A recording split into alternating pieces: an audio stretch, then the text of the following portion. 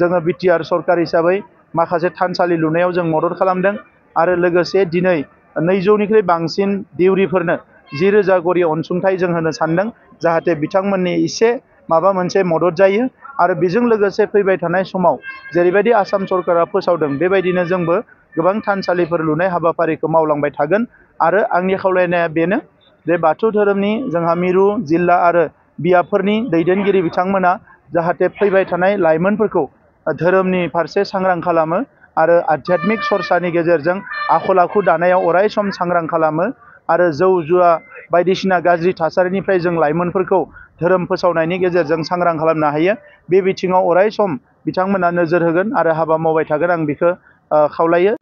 थांनाय सानथामनि हाबाफारिजों 32थि दुलाराय बाथौ गौथुमनि मिरुनि जथुम्माया तामुलपुरनि दारकुसियाव खुंजादों आरो दिनै गेवलां मेलाव आसामनि मानगोनां चिफ मिनिस्टार बिथाङा गाहाय आलासि महरै बाहागो लादों। बे सानथामनि हाबाफारियाव बाथौ गौथुमा गावनि आफादारि बाथ्राफोरखौ सावरायनायजों लोगोसे फैबाय थानाय समाव बर' माहारिखौ मोनसे स्पिरिचुवेल जि सरसा एबा आध्यात्मिक जि सिन्ता बिनि गेजेरजों बाथौनि जि सान्थौ आरो सानस्रि बेखौ लानानै आवगायलांनायनि थाखाय जानो हागौ गोबां बाथ्राफोरखौ थांखिफोरखौ बिथांमोना लादों। दिनै मानगोनां चिफ मिनिस्टार बिथाङा बुंदों जे बाथौ धोरोमानो बुहुमनि गोजामसिन धोरोम एबा भारत हादरनि बयनिख्रुइ गोजामसिन धोरोम आरो बे धोरोमनि जि सिबिनायनि जि सान्थौ आरो सानस्रि बेवहाय मिथिंगाखौ रैखा खालामनाय मिथिंगानि सायाव सांग्रांथि लाबोनाय बे बाथ्राफोरखौ अराय सम नुनो मोनबोदों।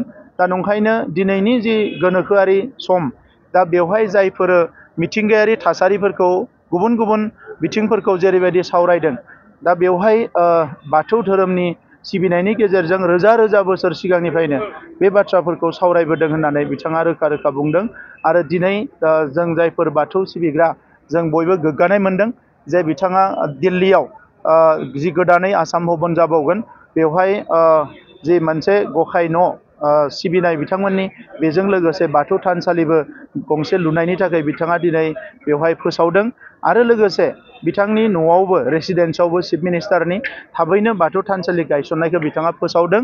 दा दिनैनि समाव चिफ मिनिस्टार बिथांजों लोगोसे भारत हादरनि नखर मन्त्रि बिथाङाबो अमित शाह बिथाङाबो बाथौ धोरोमनि सायाव गोबां बाथ्रा बिथाङा बुङो गोबां बाथ्रा बिथाङा सावरायो।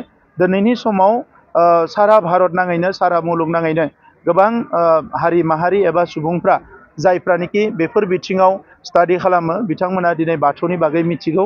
जोङो बिटिआर सरकार हिसाबै माखासे थानसालि लुनायाव जों मदद खालामदों आरो लोगोसे दिनै 200निख्रुइ बांसिन देउरिफोरनो 10,000 गरि अनसुंथाइ जों होनो सानदों जाहाथे बिथांमोननि एसे माबा मोनसे मदद जायो आरो बेजों लोगोसे फैबाय थानाय समाव जेरैबायदि आसाम सरकारा फोसावदों बेबायदिनो जोंबो गोबां थानसालिफोर लुनाय हाबाफारिखौ मावलांबाय थागोन आरो आंनि खावलायनाया बेनो जे बाथौ धोरोमनि जोंहा मिरु जिल्ला आरो बियाबफोरनि दैदेनगिरि बिथांमोना जाहाथे फैबाय थानाय लाइमोनफोरखौ धोरोमनि फारसे सांग्रां खालामो आरो आध्यात्मिक सरसानि गेजेरजों आखल आखु दानायाव अराय सम सांग्रां खालामो आरो जौ जुवा बायदिसिना गाज्रि थासारिनिफ्राय जों लाइमोनफोरखौ धोरोम फोसावनायनि गेजेरजों सांग्रां खालामनो हायो बे बिथिङाव अराय सम बिथांमोना नोजोर होगोन आरो हाबा मावबाय थागोन आं बेखौ खावलायो। लोगोसे बे सानथामनि हाबाफारिजों तामुलपुराव खुंफुंनाय जि हाबाफारि बेवहाय गासैबो जिल्लानिफ्राय बाहागो लाफैनाय आरो रायजो राजा बयनिसिमबो आं साबायखर बावदों। लोगोसे बाथौ गौथुमाबो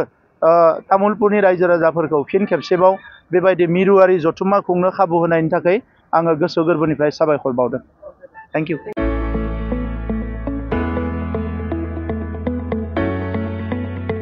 मोनसे गोजोनथाव खौरां बर' सावथुन नायनो मोजां मोनग्रा रायजो राजाफोरनि थाखाय मोनसे गोजोनथाव खौरां।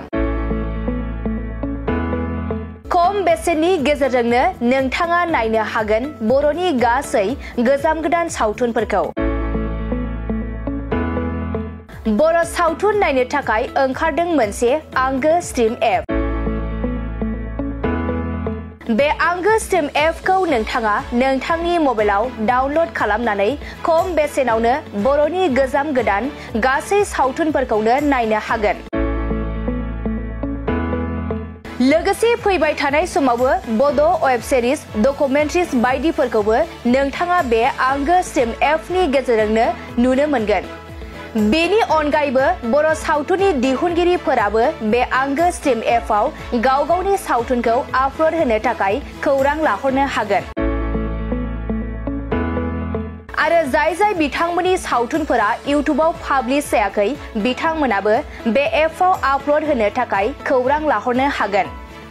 बिनिखायनो बर' सावथुननि दिहुनगिरि बिथांमोनहा गाव गावनि सावथुनखौ बे आंगो स्ट्रिम एपआव आपल'ड होनो गोसो दंब्ला नैबे 7086320938 जानबुं नम्बराव खौरां लाहरनो हागोन।